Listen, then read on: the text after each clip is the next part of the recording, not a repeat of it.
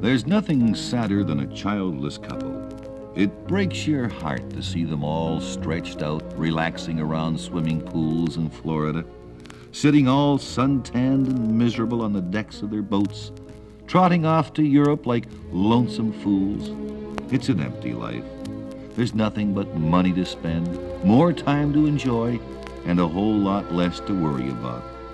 The poor childless couple get so selfish and wrapped up in their own concerns that you have to feel sorry for them. They don't fight over the child's discipline. They don't blame each other for the child's most nauseous characteristics. And they miss all the fun of doing without things for the child's sake. They go along in their dull way, doing what they want, buying what they want, and liking each other. It's a pretty pathetic picture. Everyone should have children. No one should be allowed to escape the wonderful experience attached to each stage in the development of the young. The happy memories of the baby days, the alert nights, coughing spells, debts, diaper deliveries, dipso babysitters, saturated mattresses, spilled food, tantrums, emergencies, and never-ending crises. Then comes the real fulfillment as the child grows like a little acorn and becomes a real nut. The wonder of watching your overweight ballerina make a fool of herself in a leotard. The warm smile of the lad with the sun glittering on $500 worth of braces ruined on peanut brittle. The rollicking, merry, and carefree voices of hordes of hysterical kiddies stampeding at a birthday party. A married couple without little ones envy their neighbors. It isn't enough to be godparents to the entire block. They still miss out on the glorious period of childhood that is alive, exuberant, and bursting with healthy impulses to shatter the shredded nerves. I pity the couple without children to brighten the cocktail hour by brushing the martini from the shaking hand, massaging the potato chips into the rug, and wrestling for an olive. How dismally vacant is the peaceful home without the constant childish problems that make for a well-rounded adult life and an early breakdown. The tender, thoughtful discussions when the report card reveals the prodigy to be one step below a half-wit. The close-knit family gatherings around the fireplace to roast hot dogs and the puppy if he isn't fast on his feet. The end-of-day reunions with all the joyful day's happenings related like well-placed blows to the temple. Children are worth it all. Every moment of anxiety, every sacrifice, every complete collapse pays off as a fine, sturdy adolescence is reached. The feeling of reward the first time you took the boy hunting. He didn't mean to shoot you in the leg. The boy was excited. Remember how he cried, how sorry he was, how disappointed that you weren't a deer? There are times with a growing son that a man treasures, those poignant moments that are captured forever and held in the heart and the limb. Think back to the night of romantic adventure when your budding, beautiful daughter eloped with the village idiot. What childless couple ever shared in the stark realism of that dream? Aren't you a better man for having lived richly, fully, acquiring that tick by your left eye? Could a woman without children touch the strength and heroism of your wife as she tried to fling herself out of the bedroom window? It takes a father to attain the stature of standing by, ready and resolute, to jump right out after her. The childless couple live in a vacuum. They fill their lonely days with golf, vacation trips, dinner dates, civic affairs, tranquility, leisure, and money. They contribute no addition to the human race, which is a satisfaction in itself. There is a terrifying emptiness without them to see what the years have done. He looks boyish, unlined, and rested. She's slim, well-groomed, and youthful. It isn't natural. If they had any kids, they'd look like the rest of us, tired, gray, wrinkled, and sagging. In other words, normal.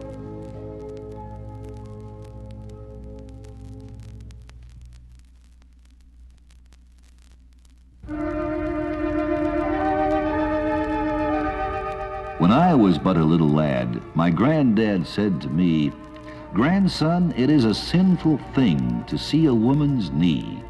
As time went on and I had reached my very early teens, my dad said, "'Tis disgusting, son, to see a girl in jeans." Now I have got a little son. He's just on shoulder high, and I said to him, "'Tis not right, son, to gaze on woman's thigh." Now he will grow and marry too, and have a son, no doubt, and will one day explain to him what life is all about. And grandson will just sit there a-squirmin' on his chair while daddy tells him to avoid a stare at bosoms bare. Whatever is this leading to? What will my grandson say when comes the time for him to point great-grandson on his way? With blouses gone, will skirts go next, and maybe scanties too? And in the wintry snow and wind, will all the girls turn blue? If this should come to pass, alas, I have no doubt it will, what will my poor great-grandson do to seek a naughty thrill? I guess he'll have to wait until upon the TV screens he'll see the late movies of girls in skirts and jeans.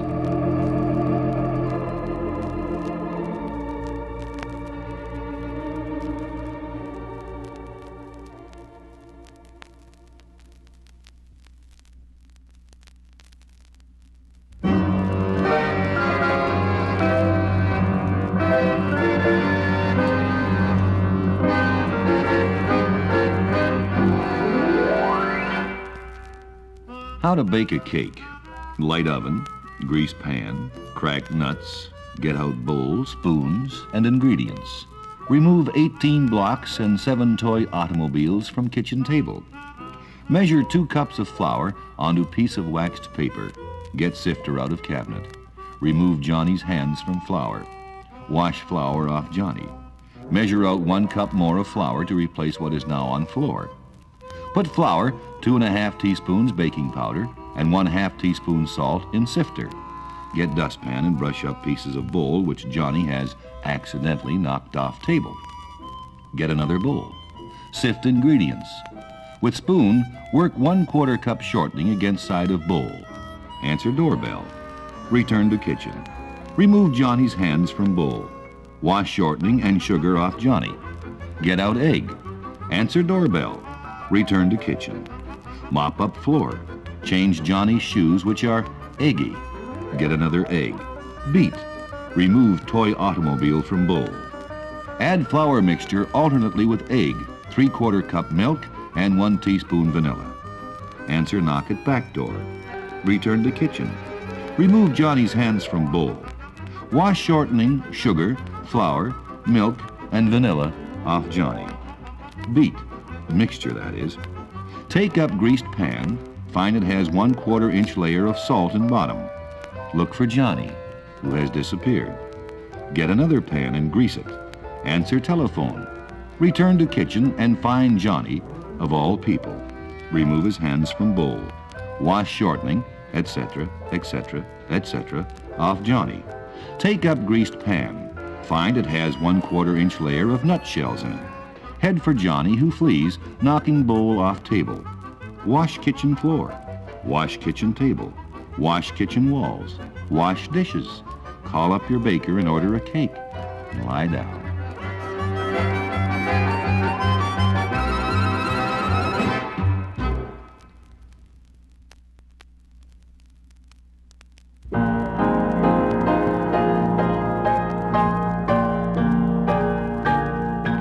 Man comes into this world without his consent and leaves it against his will. On earth he is misjudged and misunderstood. In infancy he is an angel. In boyhood a devil. In manhood he is a fool. If he has a wife and family, he is a chump. If he is a bachelor, he is unhuman and mean. If he is a poor man, he has no brains. If he is rich, he has all the luck in the world, and he is a crook.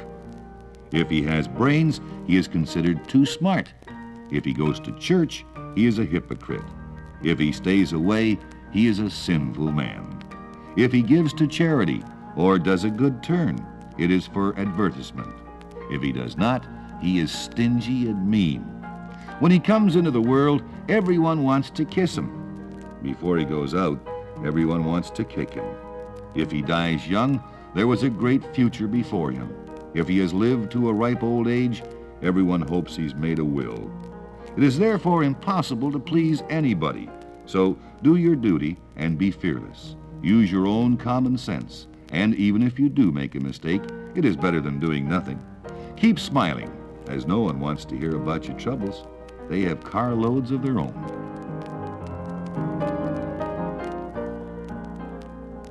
It's a man's world, all right. Just look at the difference in these descriptive words and phrases. If a man doesn't marry, he's a bachelor. Glamorous word. If a woman doesn't marry, she's an old maid. When it's his night out, he's out with the boys. When it's her night out, she's at a hen party. What he hears at the office is news. What she hears at a bridge party, gossip. If he runs the family, he is head of the house. If she runs it, she wears the pants in that family. If he is overly solicitous of her, he is a devoted husband. If she is overly solicitous of him, he's henpecked. If he keeps his eye on her at a party, he is an attentive husband. If she sticks close to him, she's a possessive wife. In middle age, he is in the prime of life, or at the peak of his career. At the same age, she's no spring chicken. If he is an easy spender, he does not deny his family anything. If she doesn't count the pennies, she's extravagant or a poor manager. Gray hair gives him a distinguished look. If she has it, she's an old hag. If he hasn't any small talk, he's the quiet type. And if she hasn't any, she's mousy. It all depends on one thing, whether you're speaking of a man or a woman.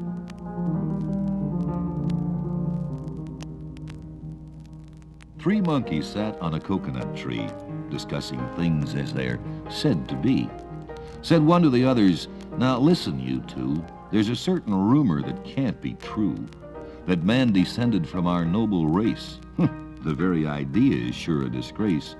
No monkey ever deserted his wife, starved her babies and ruined her life. And you've never known another monk to leave her babies with others to bunk, or pass them on from one to another till they hardly know which one is their mother.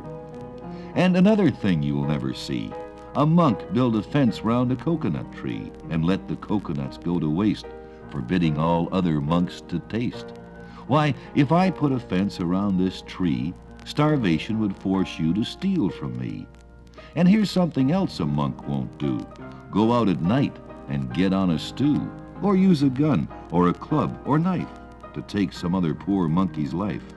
Yes, man descended, the ornery cuss, but brother, he didn't descend from us."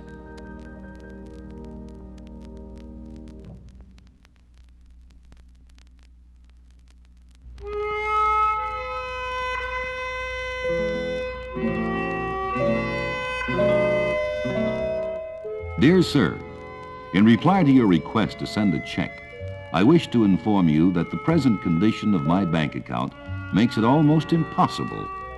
My shattered financial condition is due to federal laws, provincial laws, sister-in-laws, country laws, brother-in-laws, and outlaws. Through these laws, I am compelled to pay a business tax, amusement tax, head tax, school tax, gas tax, light tax, water tax, sales tax, liquor tax, income tax, food tax, furniture tax, and excise tax. I am required to get a business license, car license, operator's license, truck license, not to mention a marriage license, and dog license. I am also required to contribute to every society and organization which the genius of man is capable of bringing to life. To Women's Relief, the Unemployed Relief, and the Gold Diggers Relief. Also to every hospital and charitable institution in the country, including the Salvation Army, Community Chest, Red Cross, Purple Cross, Blue Cross, Double Cross, Boy Scouts, Girl Guides, YMCA, as well as many stations for wayward girls, and Boys Ranch and Boys Town. For my own safety, I am required to carry health insurance, life insurance, fire insurance, liability insurance, earthquake insurance, tornado insurance, unemployment insurance, and old age insurance. My business is so governed that it is no easy matter to find out who owns it. I am expected, inspected, suspected, disrespected, rejected, dejected, examined, re-examined, informed, required, summoned, fined, commanded, and compelled until I provide an inexhaustible supply of money for every known need, desire, or hope of the human race. Simply because I refuse to donate to something or other, I am boycotted, talked about, lied about, held up, held down, and robbed until almost ruined. I can tell you honestly that except for a miracle that happened, I could not enclose this check. The wolf that comes to so many nowadays just had pups in my kitchen. I sold them, and here's the money.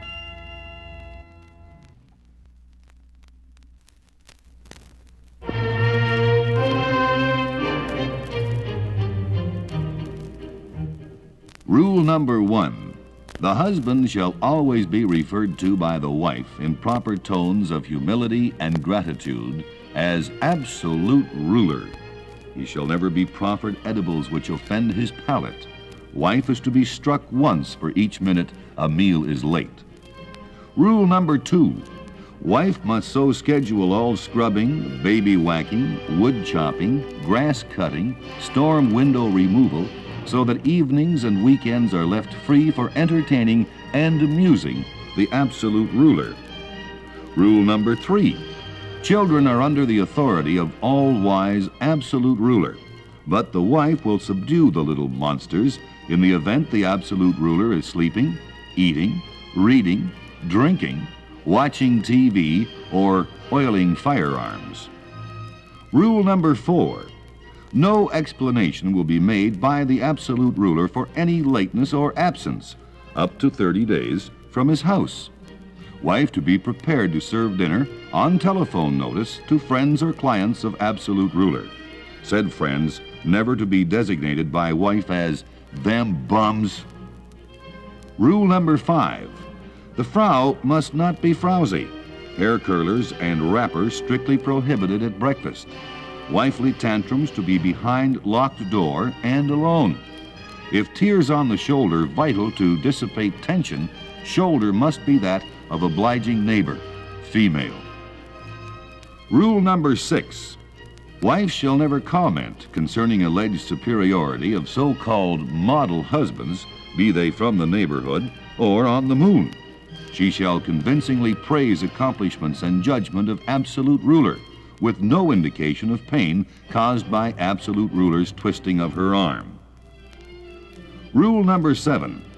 Total attention and unbroken silence will prevail while the absolute ruler A tells a joke, B discusses politics, C generously consents to point out some of the wife's shortcomings. The wife will never telephone the absolute ruler when he is teaching the science of poker, and will call him at the office only if his personal possessions are threatened by fire or flood. Rule number 8. The wife shall applaud hobby interests of the absolute ruler and never suggest accompanying him on hunting or fishing trips. She shall recognize his sovereign right to indulge in girl watching and rejoice in that certain gleam in his eye, knowing that should it fail to flame in response to a strange female, her own charms will stir not a tremor, but a chill. Rule number 9. In the interest of fairness, absolute ruler generously allows the wife to submit 3 grievances each month to him, each grievance to be written on a separate slip of paper, folded lengthwise and twisted firmly. Twisted strips to be left in close proximity to the fireplace. And rule number 10. The wife joins with the absolute ruler in condemning togetherness as subversive, and each rejoices that male is different from female. Each affirms that this apartness creates a delicious biological attraction, which does, and will forever, amen, make marriage as challenging and as threatening as a 10-gallon martini.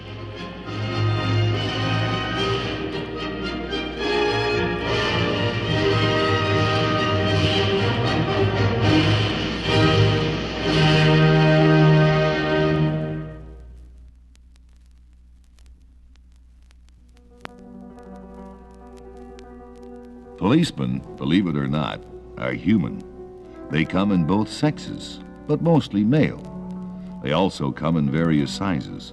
This sometimes depends on whether you're looking for one or trying to hide something. However, they are mostly big. Policemen are found everywhere, on land, on sea, in the air, on horses, and sometimes in the hair. In spite of the fact that you can't find one when you want one, they are usually there when it counts most. The best way to get one is to pick up a phone. Policemen deliver lectures, babies, and bad news. They're required to have the wisdom of Solomon, the disposition of a lamb, and muscles of steel, and are often accused of having a heart to match. He's the one who rings a doorbell, swallows hard, and announces the passing of a loved one, then spends the rest of the day wondering why he ever took such a crummy job. On TV, a policeman is an oaf who couldn't find a bull fiddle inside a telephone booth. In real life, he's expected to find a little blonde boy about so high in a crowd of 500,000 people. In fiction, he gets help from private eyes, reporters, and whodunit fans. In real life, mostly all he gets from the public is, "I didn't see nothin'." When he serves a summons, he's a monster. If he lets you go, he's a doll. To little kids, he's either a friend or a boogeyman, depending on how the parents feel about it. When a policeman is good, he's a grafter, and that goes for the rest of them, too. When he shoots a stick-up man, he's a hero, except when the stick-up man is only a kid. Anybody could have seen that. Lots of them have homes, some of them covered with ivy, but most of them with mortgages. If he drives a big car, he's a chiseler. A little car? Who's he kidding? His credit is good, which is helpful because his salary isn't. Policemen raise lots of kids, but most of them belong to other people. The policeman sees more misery, bloodshed, trouble, and sunrises than the average person. Like the postman, a policeman must always be out in all kinds of weather. His uniform changes with the climate, but his outlook on life remains the same, mostly blank, but hoping for a better world. Policemen like days off, vacations, and coffee. They don't like auto horns, family fights, and anonymous letter writers. They have an association, but they don't strike. They must be impartial, courteous, and always remember the slogan, "At your service." This is sometimes hard, especially when a character reminds him, "I'm a taxpayer and I pay your salary." Policemen get medals for saving lives, stopping runaway horses, and shooting it out with bandits. Once in a while, their widows get the medals. But sometimes the most rewarding moment comes when, after some small kindness to an older person, he feels a warm hand clasp, looks into grateful eyes, and hears, "Thank you, and God bless you, son."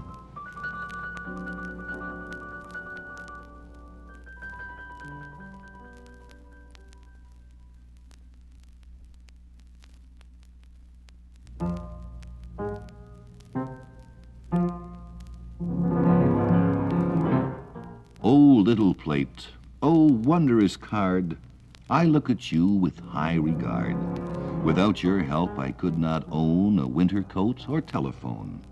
I doubt if I'd had seeds for grass or 15 gallons worth of gas. The credit you extend for dining enables me to eat by signing. You're always willing to award me luxuries I can't afford. And giving credit where it's due, all things I am, I owe to you.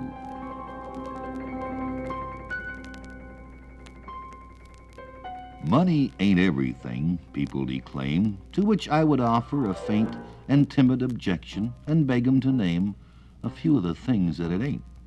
It's comfort and shelter from wind and from rain. It's chicken that stew in the pot.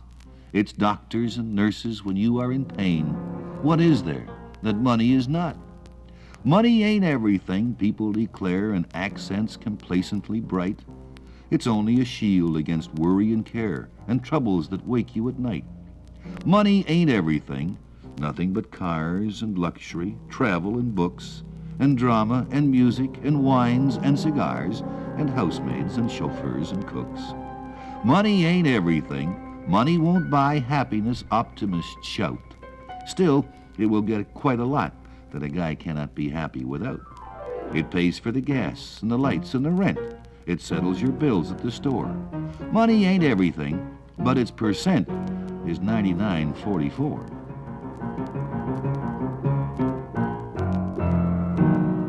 If you cannot refrain from leaving half your paychecks in taverns, why not start a saloon in your own home? If you are the only customer, you'll not have to buy a license. Give your wife $55 to buy a case of whiskey. There are roughly 240 shots in a case.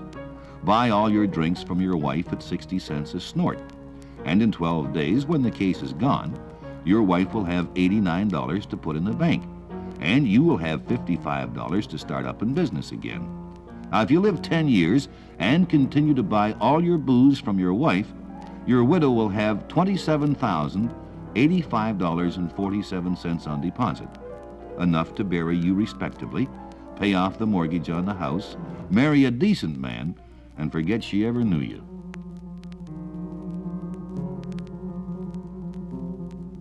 A big silver dollar and a little red cent rolling along together went, rolling along on the smooth sidewalk, when the dollar remarked, "For dollars do talk. You poor little cent, you cheap little mite, I am bigger than you are and twice as bright, and worth more than you are 100-fold. And written on me in letters bold is a motto drawn from a pious creed, In God we trust, which all may read." "Yes, I know," said the cent. "I'm a cheap little mite, and I know I'm not big, nor good, nor bright, and yet," said the cent with a meek little sigh, "you don't go to church as often as I."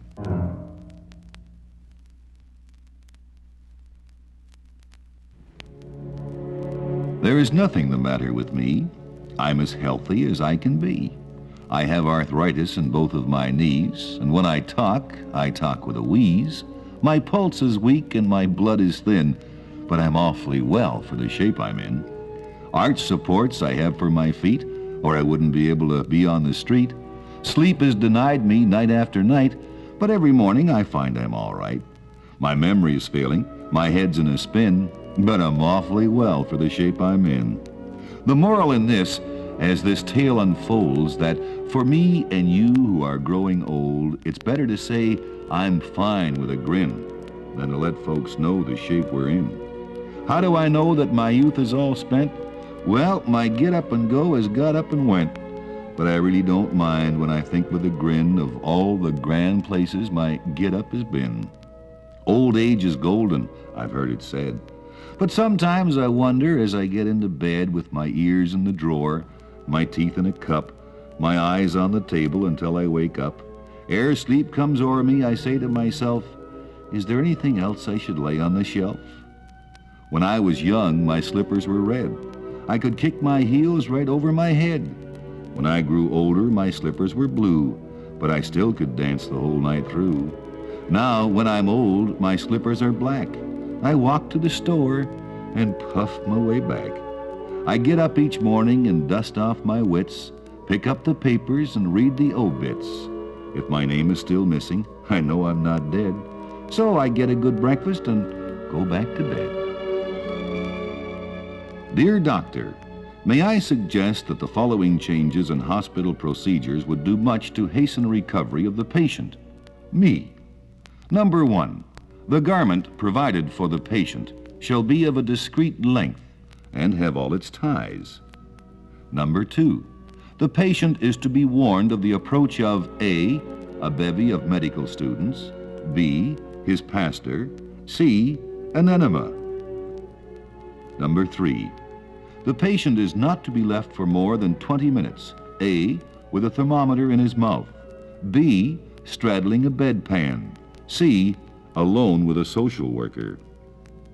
Number 4, visitors are to be screened and warned not to discuss A, what the patient's hospital insurance won't cover, B, how the patient's spouse is carrying on, C, how the visitor went through the same thing, only worse.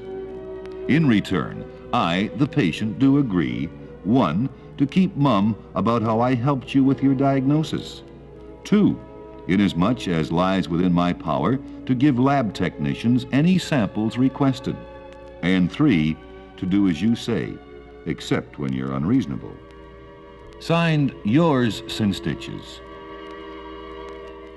When your back is broke and your eyes are blurred and your shin bones knock and your tongue is furred and your tonsils squeak and your hair gets dry and you're doggone sure that you're gonna die, but you're scared you won't and afraid you will and pray the Lord to see you through this ill, you got the flu, boy, you got the flu. When your toes curl up and your tummy goes flat and you're twice as mean as a Thomas cat and life seems a long and dismal curse and your food all tastes like a hard-boiled purse, when your bones all ache and your head's abuzz and nothing is as it ever was, here are my sad regards to you. You got the flu, boy, you got the flu. What is it like, this blamed old flu? Ask me, brother, for I've been through its misery, crossed up with despair. It pulls your teeth and curls your hair. It thins your blood and dries your bones and fills your craw with moans and groans. And sometimes maybe you get well. Some call it flu. I call it hell.